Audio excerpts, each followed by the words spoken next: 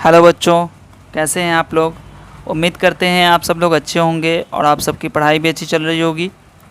आज की वीडियो में हम लोग जो चैप्टर है कंपेयरिंग क्वांटिटी, राशियों की तुलना, इस चैप्टर से हम लोग एक बहुत ही इम्पॉर्टेंट टॉपिक डिस्कस करेंगे जिसका नाम है परसेंटेज। हिंदी में उसे कहते हैं प्रतिशत।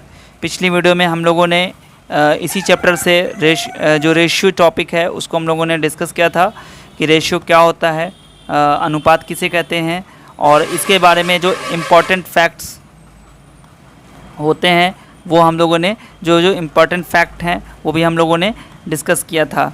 अगर आपने उस वीडियो को नहीं देखा है तो अभी आई बटन में उसका लिंक दे दिया है, उस लिंक पर जाकर आप लोग देख लें कि उसमें मैंने क्या बताया है। ठीक है, उसके बाद आप इस वीडियो को देखें। और वीडियो शुरू करने से पहले मैं आप सबसे रिक्वेस्ट करता हूं कि अगर अभी तक आपने हमारे चैनल को सब्सक्राइब नहीं किया है तो हमारे चैनल को सब्सक्राइब ज़रूर कर लें। तो चलिए शुरू करते हैं। देखिए, परसेंटेज को हिंदी में कहते हैं प्रतिशत, परसेंटेज या फिर परसेंट। अब इस परसेंट के बारे में जानते हैं कि परसेंट होता क्या है। देखिए, जो ये परसेंट है वो निकाला है गया है, ड्राइव किया गया है कहाँ से? लैटिन भाषा में एक शब्द है परसेंटम, इसी वर्ड से बना है परसेंट। अब इस परसेंटम का मतलब क्या होता है? इस परसेंटम का मतलब ये होता है कि जो लैटिन वर्ड है उसका मतलब होता है पर 100। क्या मतलब होता है? पर 100 मतलब प्रति 100। पर का मतलब होता है एवरी, हर एक, है ना। तो जो भी हम लोग परसेंट बताएंगे जब भी, तो उससे यही पता चलेगा कि 100 में उतना, है ना। जैसे मैंने अगर लिखा यहाँ पर 60%, तो 60% का मतलब हो गया कि 60 इन 100 मतलब 100 में 60, तो 60% का ये मतलब हो गया। अगर मैं यहाँ पर 90% लिखता हूँ तो आपको क्या समझना है कि 100 में 90, 90 इन 100। ठीक है, और इसका जो परसेंटेज का जो सिंबल होता है वो क्या होता है? इस तरीके से होता है, एक स्लैश का, और ऊपर नीचे हम लोग जो ज़ीरो है, ज़ीरो यानी कि इस तरीके से ओ हम लोग डाल देते हैं। ठीक है, तो ये आपको सिंबल हो गया। ठीक है, तो चलिए और आगे इसके बारे में जानकारी लेते हैं। देखिए, अगर 25% लिखा हुआ है, इसको हम लोग पढ़ेंगे कैसे? 25%। ये इसका मतलब क्या हुआ? इसका मतलब हो गया, जैसा कि अभी हमने पहले भी बताया, इसका मतलब हो गया कि 25 इन 100। ठीक है, या हिंदी में 100 में 25, है ना।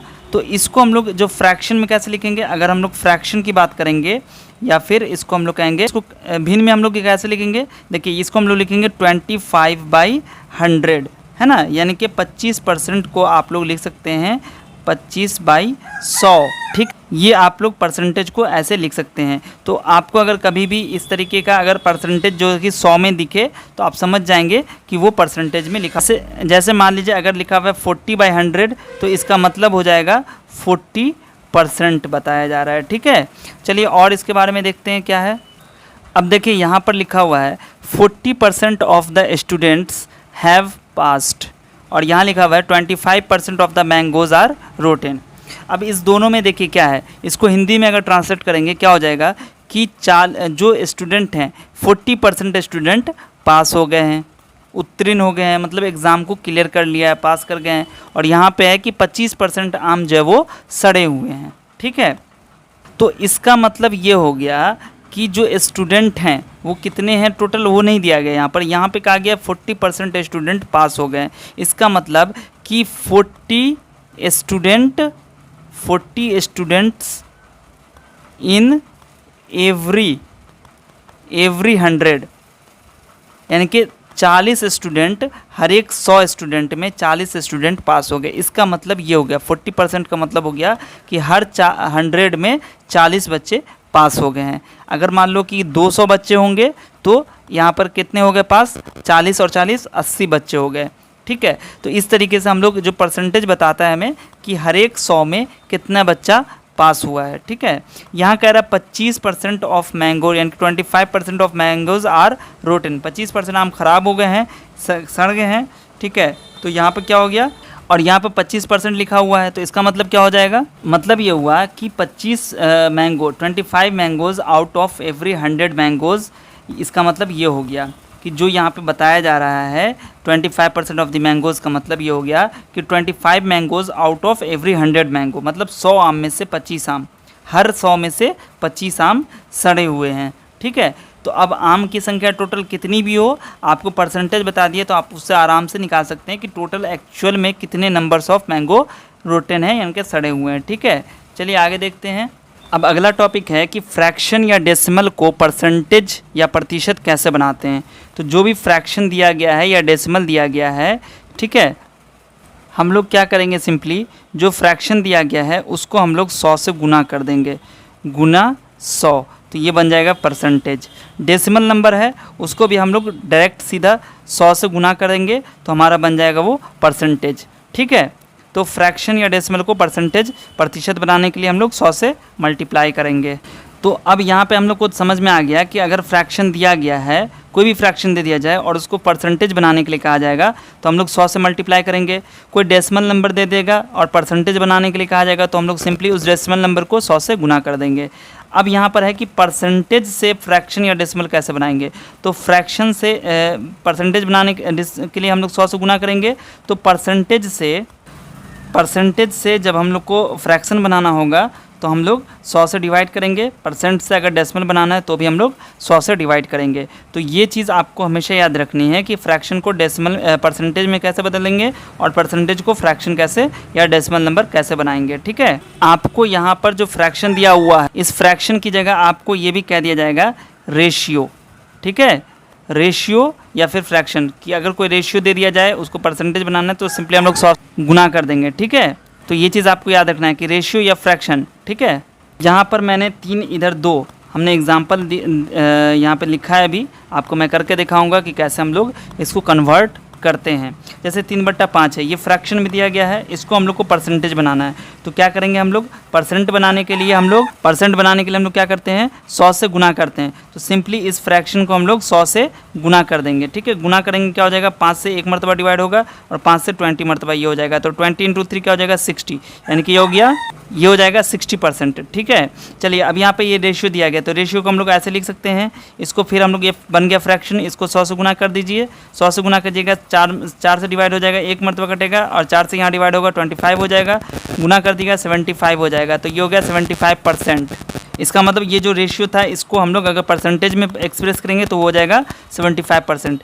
यहाँ पर ये डेसिमल नंबर है। डेसिमल नंबर को अगर फ्रैक्शन परसेंटेज बनाना है तो हम लोग क्या करेंगे, सिंपली इसको गुना कर देंगे। इसको गुना करेंगे तो कितना हो जाएगा, इसको भी गुना करेंगे तो क्या हो जाएगा, गुना करके मैं दिखाता हूँ आपको। देखिए 34 × 1 कितना हो गया, 34 हो गया।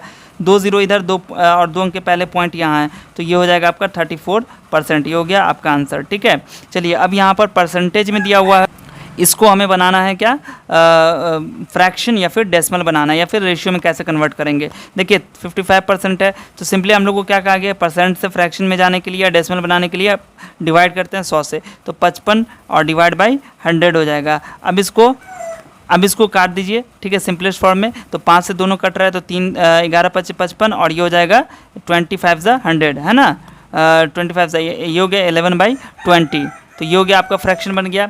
अब इस फ्रैक्शन को आप चाहेंगे तो रेशियो में भी लिख सकते हैं, 11:20 लिख सकते हैं। आप इसको डेसिमल नंबर में भी कन्वर्ट कर सकते हैं। ठीक है, अब 70% है, इसको कैसे करेंगे, देखिए इसको रेशियो में बनाता है तो 70 और बाई हो जाएगा 100, क्योंकि रेशियो परसेंटेज को जब रेशियो बनाते हैं या फ्रैक्शन बनाते हैं तो डिवाइड करेंगे 100 से, तो ये 0 से ये 0 कट जाएगा तो कितना हो जाएगा 7/10। और इसको हम लोग रेशियो में कैसे लिख सकते हैं, बराबर हो जाएगा 7:10। तो ये हो गया आपका आंसर। ठीक है, इसी तरीके से आप डेसिमल अगर बनाने के लिए कहा जाएगा, मान लीजिए 15% है और इसको कहा जाएगा कि डेसिमल बनाओ। ठीक है, तो आप क्या कीजिएगा, 15 में डिवाइड कर दीजिएगा 100 से, तो कितना हो जाएगा, 5 से कटेगा 3 पंचे 15 और 20 पंचे 100, ये हो जाएगा 3/20, है ना। तो कितना हो जाएगा, ये आपका हो जाएगा 0.15। ये हो गया आपका आंसर। ठीक है, तो ये डेसिमल में भी चेंज हो गया, रेशियो में भी और फ्रैक्शन में भी। तो इस तरीके से आप लोग बना सकते हैं। ठीक है, तो चलिए इसके बारे में और देखते हैं क्या है इसमें। यहाँ पर एक चीज़ मैंने आपकी जो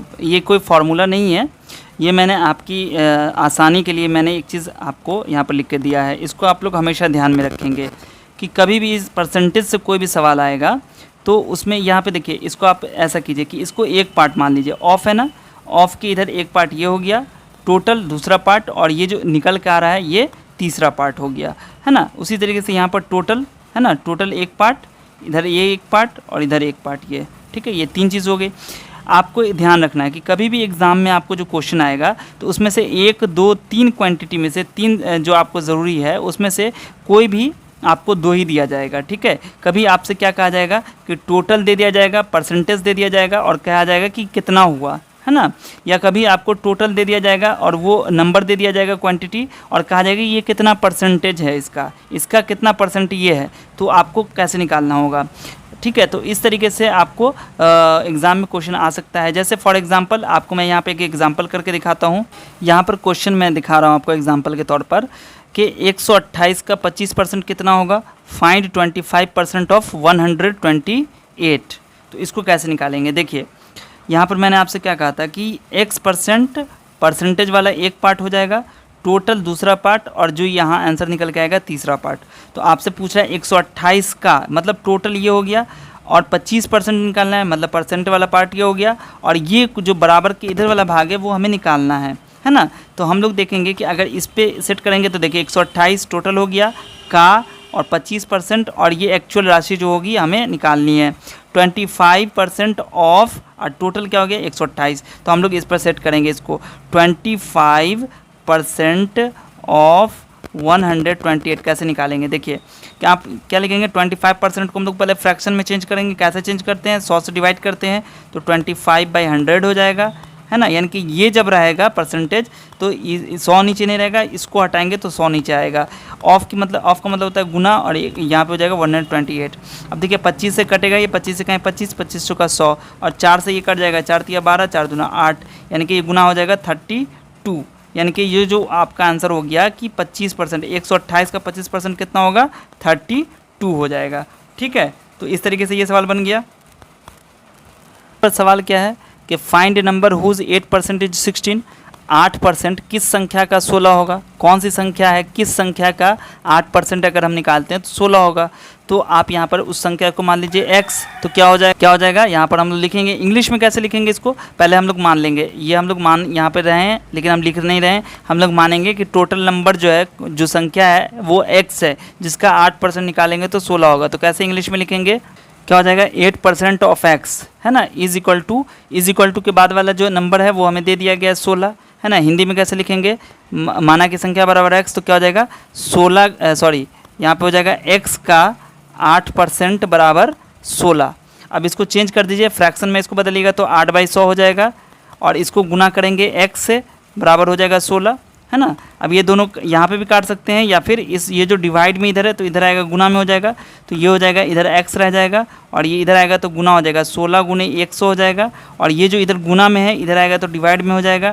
तो x की वैल्यू यहाँ से निकल सकती है आपको, है ना, 8 दूना 16 हो जाएगा, यानी कि x की वैल्यू कितनी आ गई, 200 आ गई। सेम काम हम लोग इधर भी कर सकते हैं, ये हिंदी वालों के लिए है तो आप लोग कर सकते हैं, x गुने 8/100 हो जाएगा बराबर 16। देखिए वही चीज़ आ गया यहाँ पर भी, तो x बराबर हो जाएगा 16 गुने 100/8, फिर वही आ गया 200, यानी कि इधर भी x 200 आ गया। तो इस तरीके से मैंने आपको बताया कि किस तरीके से आपको अगर इस 3 में से जो पार्ट दिया जाए, मैंने बताया था अभी कि ये 3 पार्ट होता है, 3 में से कोई भी पार्ट अगर आपको नहीं दिया गया है तो आप कैसे ईजिली आप निकाल सकते हैं। कभी आपको टोटल नहीं दिया जाएगा, कभी आपको परसेंटेज नहीं दिया जाएगा, कभी आपको ये जो निकल के आती है क्वांटिटी नंबर्स में वो नहीं दिया जाएगा, ठीक है। तो इस तरीके से आप निकाल सकते हैं कोई भी वैल्यू। तो ये मैं थोड़ा सा बेसिक कॉन्सेप्ट मैंने आपको बताया है परसेंटेज का, और रेशियो का मैंने पहले बता दिया था। और अगली वीडियो में हम लोग इससे रिलेटेड जो एक्सरसाइज है क्लास 8 की किताब से वो मैं करूँगा, ठीक है। तो इस वीडियो को अगर आपको अच्छी लगी है तो इसे शेयर कीजिए अपने दोस्तों के साथ, और लाइक बटन पर ज़रूर क्लिक कीजिएगा। वीडियो में अगर कुछ समझ में नहीं आया है, कोई अगर डाउट कहीं पे कुछ रह गया है तो आप मुझे कमेंट में ज़रूर पूछ लीजिएगा। और चैनल को अगर अभी तक सब्सक्राइब नहीं किया है तो चैनल को प्लीज़ सब्सक्राइब कर लें, और बेल आइकन को भी प्रेस कीजिएगा। मिलते हैं फिर अगली वीडियो में, तब तक अपना ख्याल रखिए। वीडियो देखने के लिए आप सभी का बहुत बहुत शुक्रिया।